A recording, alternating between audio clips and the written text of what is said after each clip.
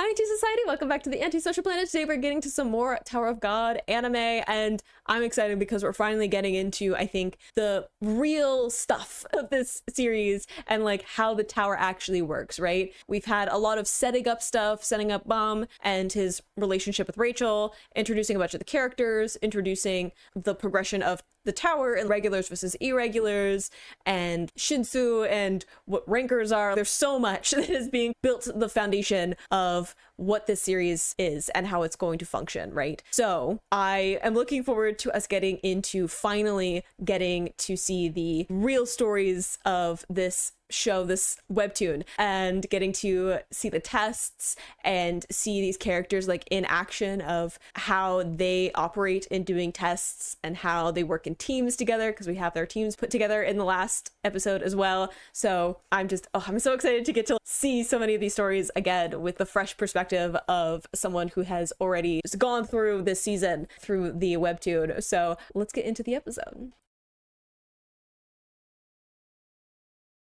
In 3, 2, 1, go.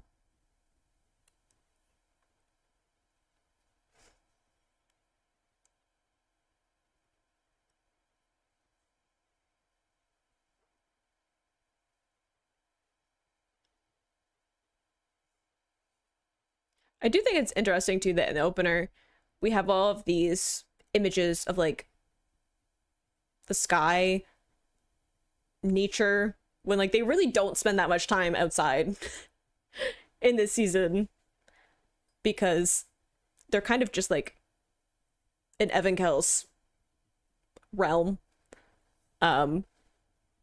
which is mostly like internal environments.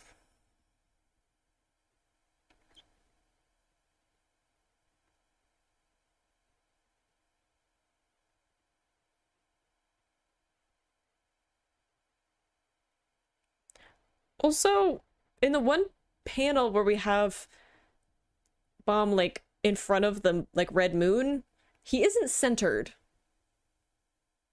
Is that on purpose? Or is that just a thing that happened? Because my neurodivergent brain is like, that's not centered. That's wrong. But maybe that's like the point. Is that he like doesn't line up properly.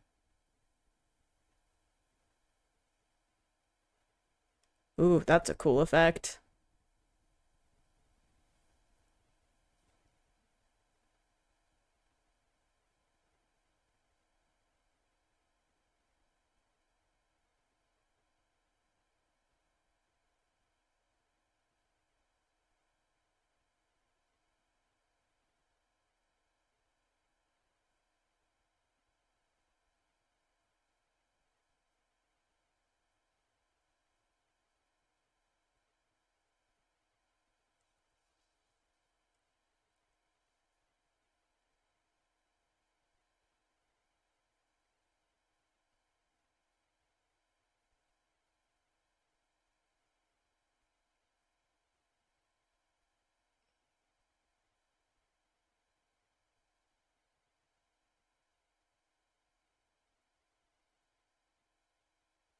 Ooh.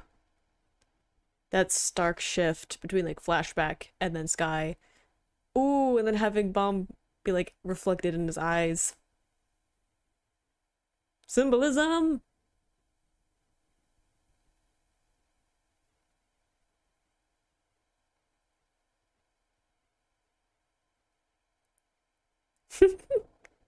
I love how his eyes look blue there because of the reflection.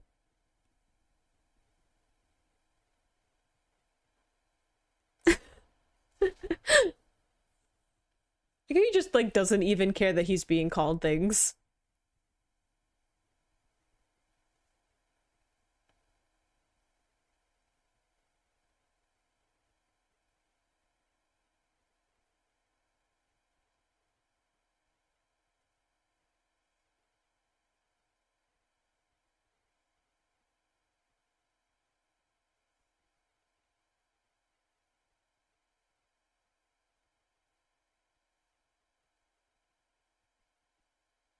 I mean, the symbolism there too of like they aren't real stars. They're an imitation. They're like trying to replicate the real thing, but they aren't.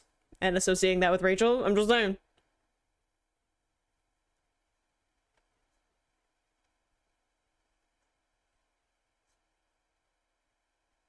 Ooh, and then the cloud cover. I love all of these scenes where like Bum is in like sunlight and then Khun is in shadow. Like the contrast between those two.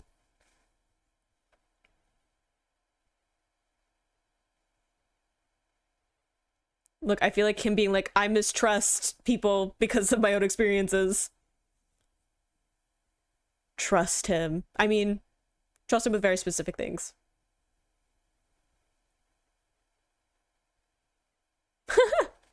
Very offhand. Oh, it is. All of the tests are dangerous. This is the tower.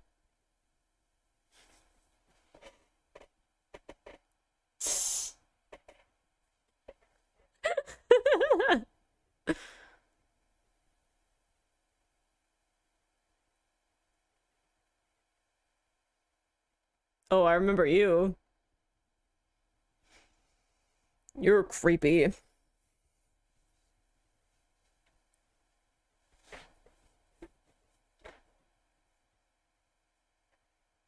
Don't trust openly. It's cool. He has Khun with him. I love they're sitting on rock. Like, that's their chair.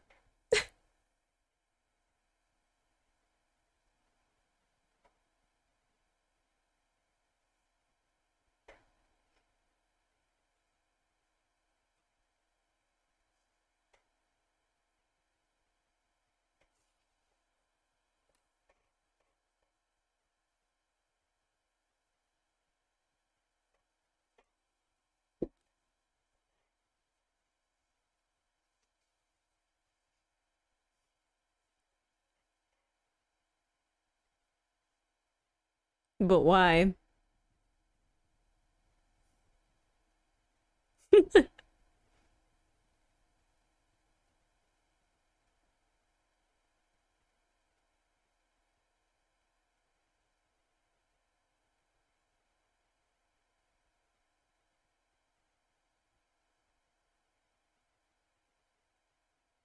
Look, he's got trauma.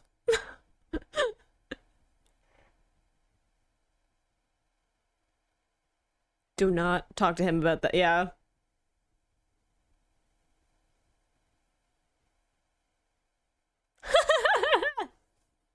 How dare you get into a fight without him?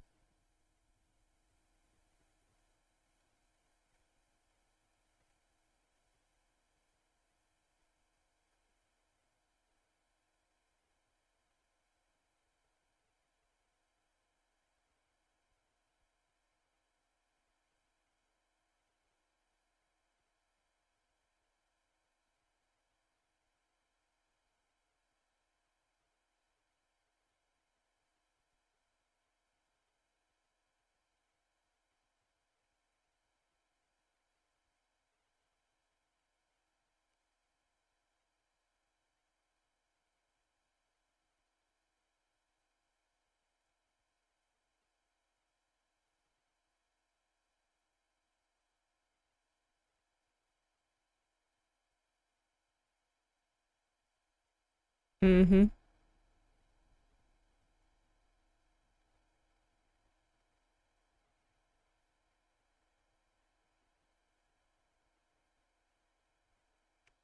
You have all you need.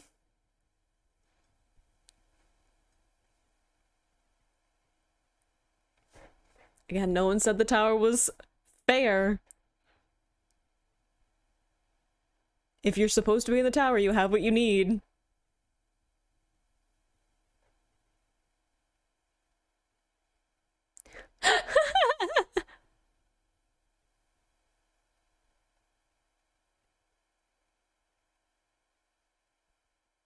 I love getting to see how his brain works. This is the moment I was like, he's one of my favorite characters.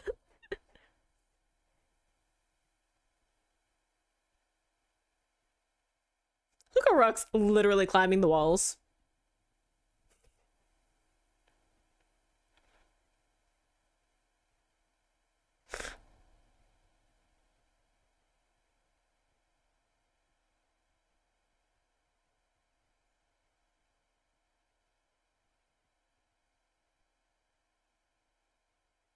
Mm-hmm.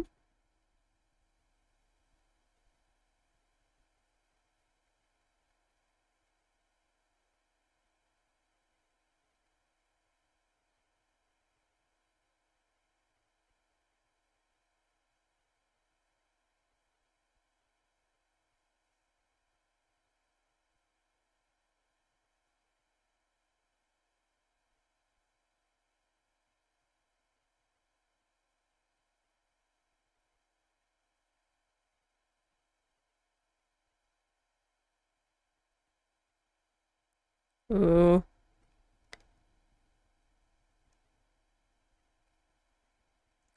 You're letting it overwhelm you.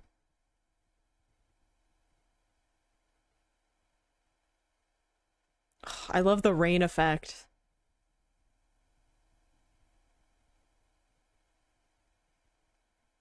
Ooh. Love that lineup of shots.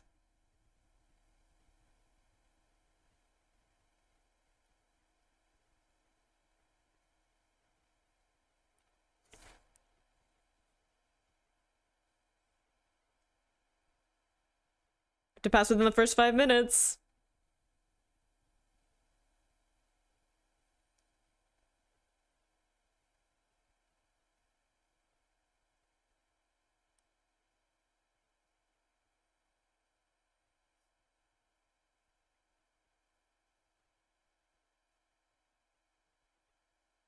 Felt like it.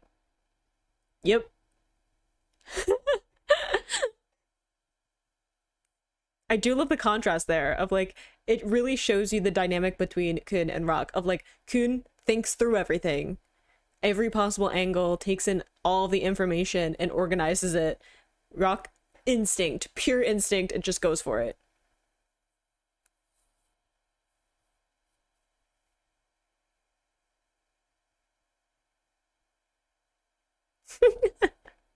And I think that's why like those two together like make such a good team is like you have intellect and instinct intertwining to come up with a plan.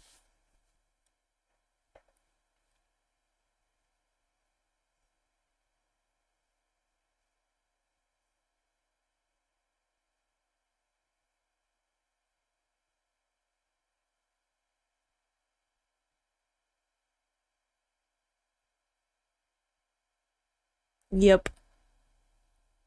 To make a good team.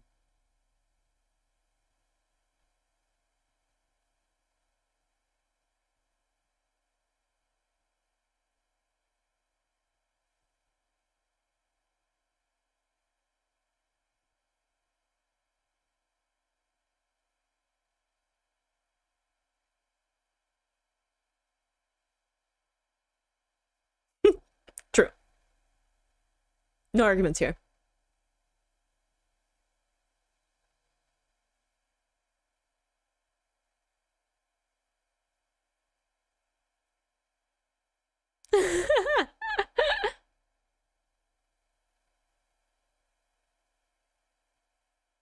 Oh yeah, I forgot about.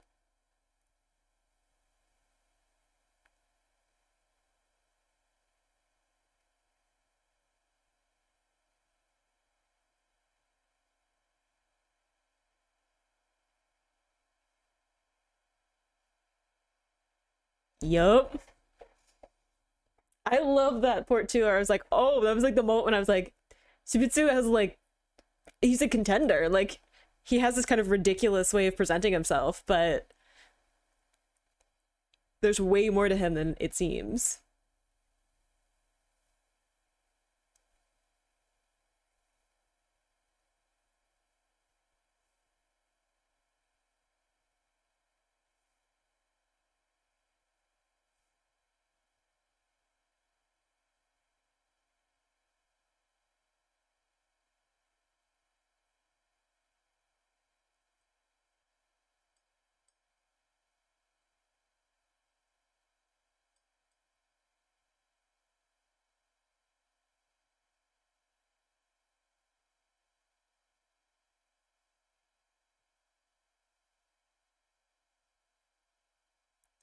Oh, it's so complicated. Ooh, that stark contrast. Yep.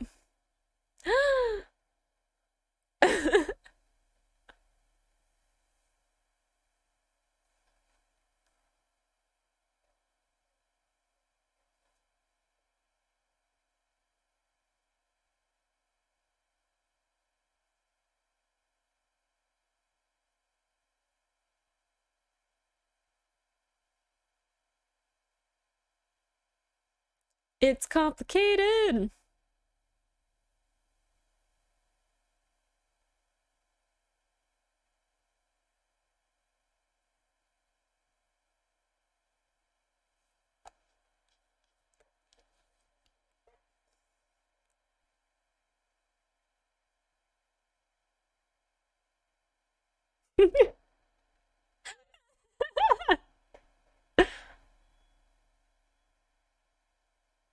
Love how chaotic Quant is.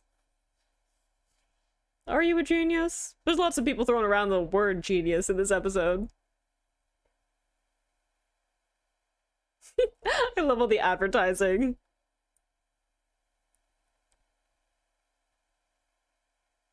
Oh, yes, get him banan.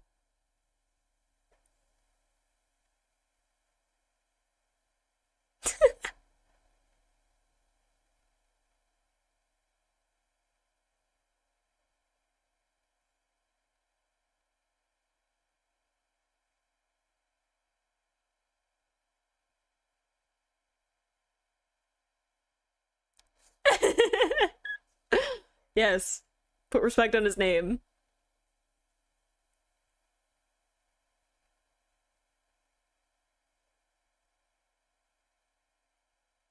The end?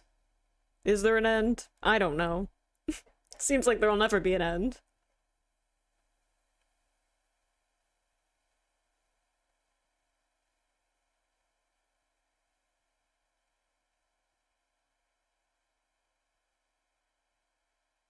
So impatient.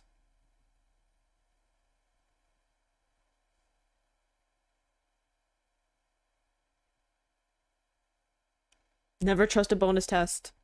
Never, ever, ever. Yeah, I was like, yeah, good point. It's only lucky for some people.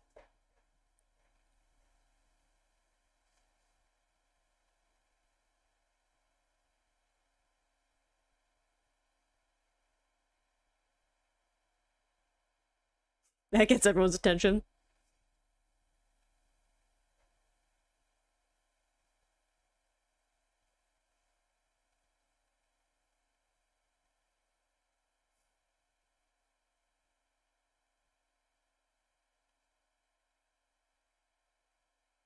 Here we go.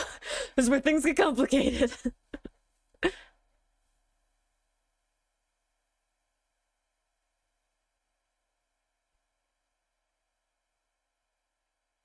Yep, sounds simple on paper, not in execution. Oh, look at little Jamie in his crown.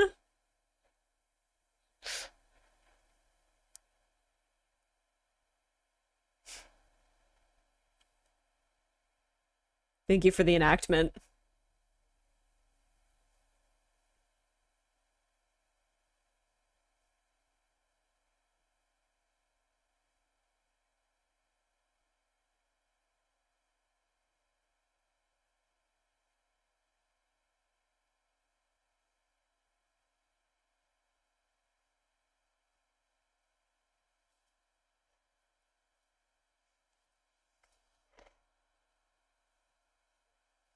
Mm-hmm. Gotta get the timing just right.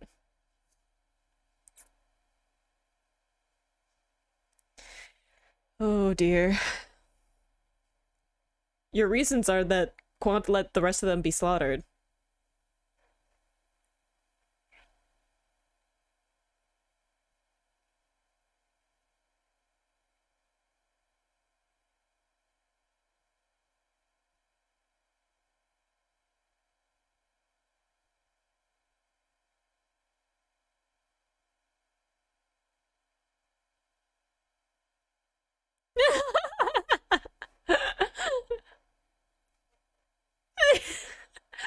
defeat Sims with like the two most impulsive people that are just like, just go for it.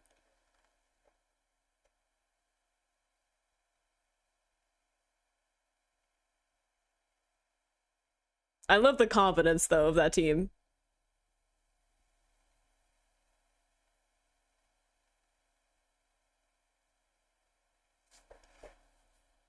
It's about to get interesting.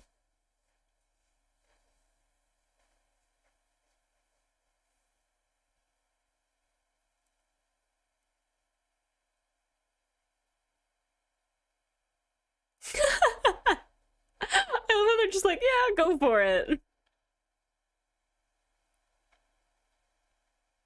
That's true, she does. Anak has no chill. Exhibit A.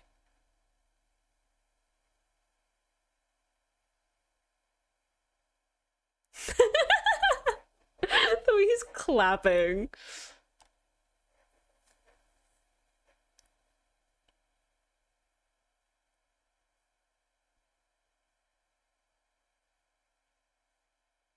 Uh-oh.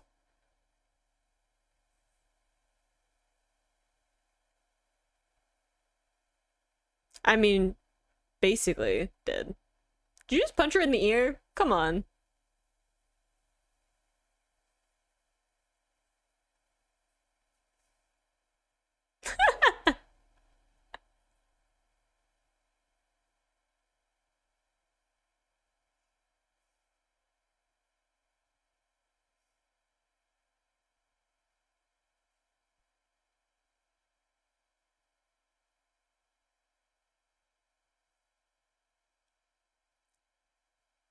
I mean, points for resilience. It is about the crown and not about fighting each other.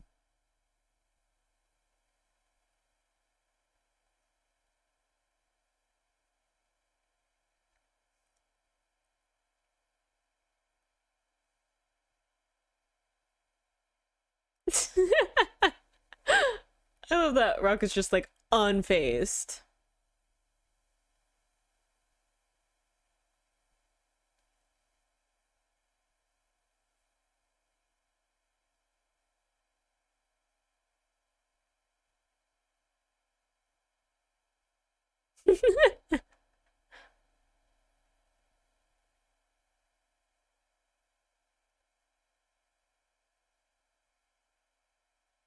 Yep, someone's hood got blown back, I'm just saying.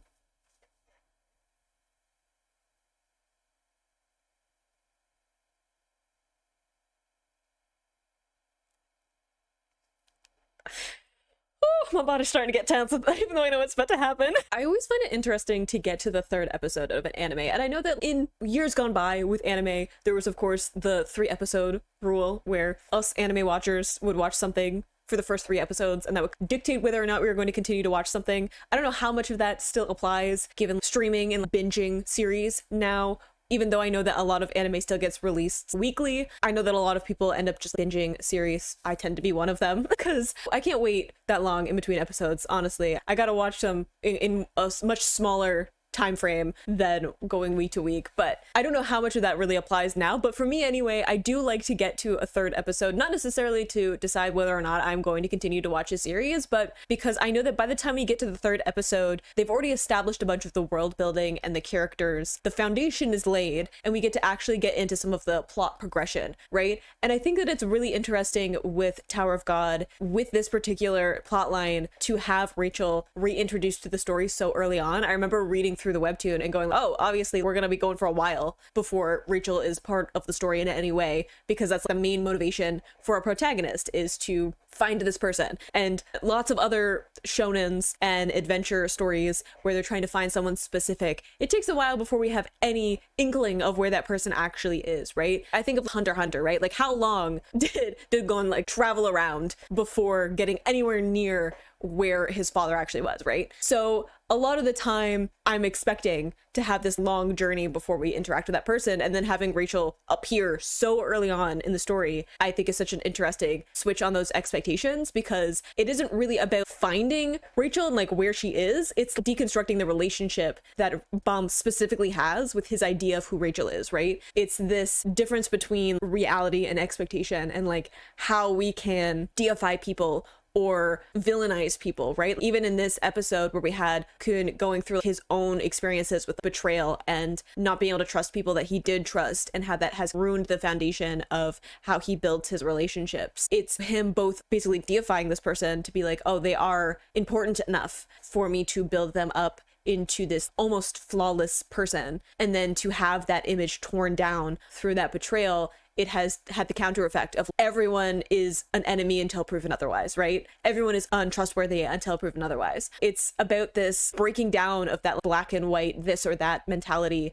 And I think it's so interesting to have that introduced so early on, and to have the actual conflict or the actual motivation and interest in the plot not be we're trying to find this person or trying to find this thing. It's those relationships and the way that we view people, and how our expectations aren't necessarily going to be like fulfilled, right? And even again, like having Rachel reintroduced so early inverts those expectations that I had going into the series. But I'm just having a good time with it. I keep laughing a lot, and I'm going to enjoy that while I can, because I can already feel the tension starting to build up in my body with the plot. I know that in this series, those moments where I get to have more lighthearted comedic moments and just laugh and have a fun time, hold on to those for dear life, because they are fleeting and far between, and I know that something is going to happen to ruin that. So I'm just having a good time with this series so far. I think they're doing a really good job with animating it and adapting it for this. I loved the rain effect and this suspension, playing with time in general, having that be part of the test, but then also in Khun's backstory, this suspension of time, this pause that he has in his recollections of like, how do I protect or conserve this moment, this perfect little